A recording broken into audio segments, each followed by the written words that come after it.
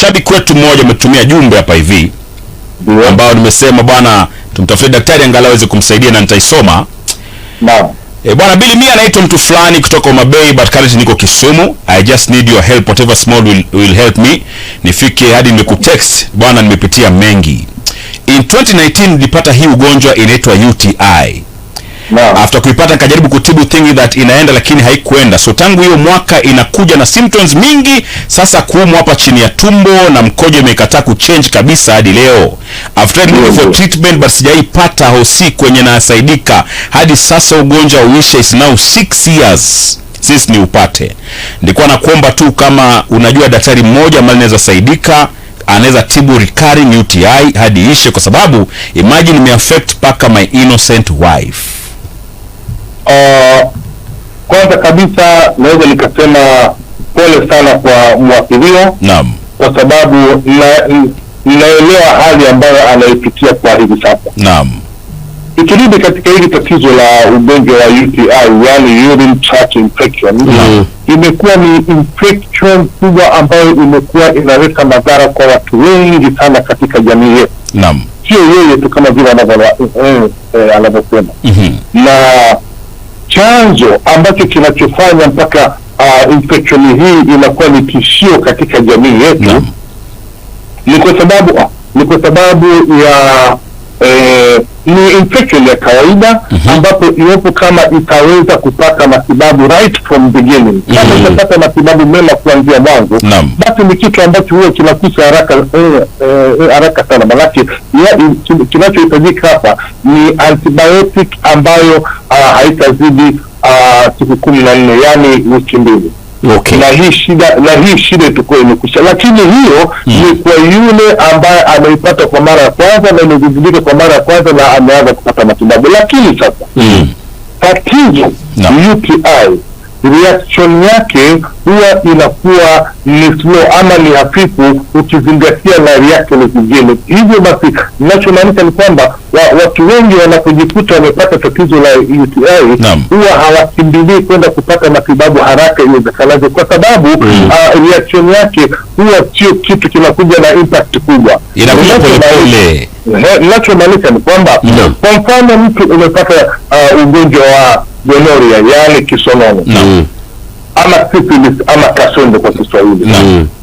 Magonjwa haya yatakulazimu uende kutafuta tiba, upende usipende, kwa sababu ya ile reaction ambayo itakayokuwa inakusumbua katika mwili wako. Kwa mfano kisonono kitakuwa hakupatia nafasi, malaki utakuwa unasikia maumivu wakati wa kukojoa, utakuwa unasikia uchungu wakati wa kufanya mapenzi, utakuwa unasikia yani usaha, utakuwa unakuvuja kila mara, utakuwa nguo zako za ndani na mambo kama hayo. Kwa hivyo itakubidi tu usimame tafute matibabu haraka. Lakini sasa tatizo la UTI ni kwamba inapoanza huwa inakuja kama mchezo. Malaki utaanza kusikia tu kama mwasho fulani pale katika sehemu za siri, mara baada ya muda fulani inakuwa imepotea. Mara utaanza kusikia vitu kama vipele pimples zinatokea kidogo, lakini sio serious, kidogo pikisha baadaye zinatokea. Sasa kwa watu kama ambao sisi tuko pwani, pimples kama hizo zikitokea wanasema labda joto limezidi, na ndio sasa kwa hivyo unabaki ukiwa hapo tu kwamba zinakuja zikipotea, kumbe ugonjwa unaongezeka. Ugonjwa unaongezeka na mpaka unazidi kumea mizizi na unakuwa ni sugu. Sasa basi hii UTI itakapogeuka kuwa ni sugu, hapo ndio kizungumkuti kinapoanzia. Kwa sababu utakapokwenda kupata matibabu, sasa utapata haya matibabu ya kawaida, na haya matibabu ya kawaida hayataleta afueni yoyote katika mwili wako. Na huu ugonjwa utakapokuwa umemea mizizi, utaanza kuja na madhara mengine makubwa sana, hasa katika reproductive system yako pamoja na viungo vingine katika mwili kama vile kidney. Kwa hivyo sasa unapata kwamba naweza nikasema kwamba UTI ni moja kati ya sababu kubwa ambayo inayosababisha matatizo ya uzazi kwa kina mama na kina baba. Ni moja kati ya sababu inayoleta madhara katika upande wa kina mama kama vile miscarriages, mimba kuharibika. Ni moja kati ya sababu inayofanya wakina mama katika hali ya kutokufurahia tendo la ndoa kabisa.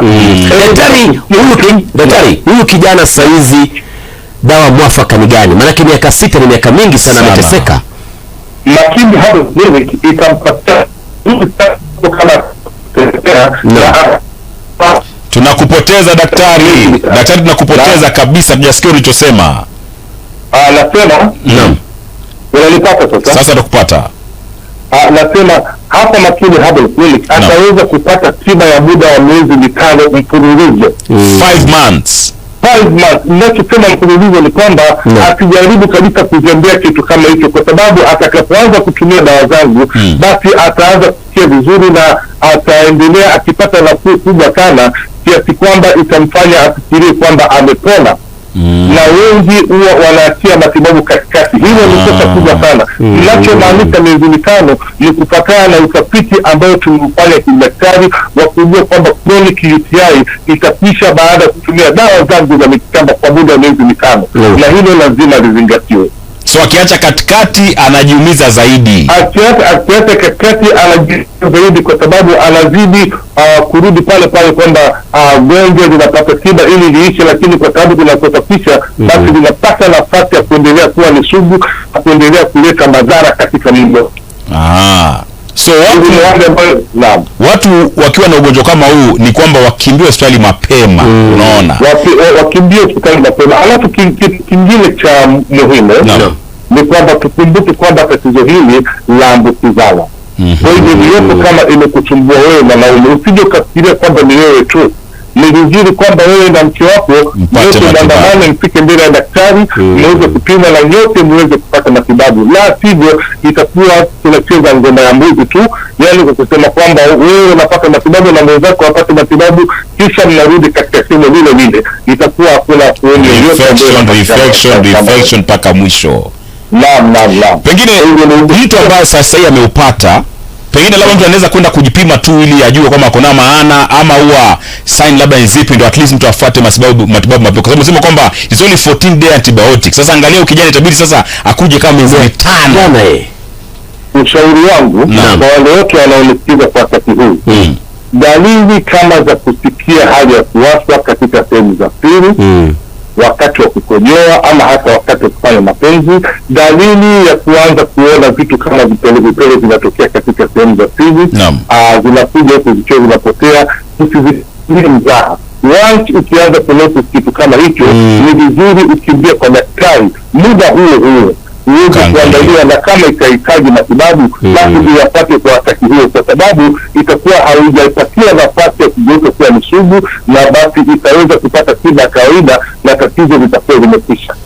Wow. Kwa hivyo dalili kama hizo tusizipuuzilie kabisa. Maana sioni ni kitu gani kingine ambacho kitakachokufanya wewe usikie kuwashwa wakati wa kukojoa ama kuwashwa wakati wa tendo la ndoa ama kusikia uchungu kama sio infection ya aina kama hiyo. Kwa hivyo wakati unavyoanza kuihisi tu, usianze kupeana visingizio, labda ni kwa sababu ya joto, labda ni kwa sababu ya daktari.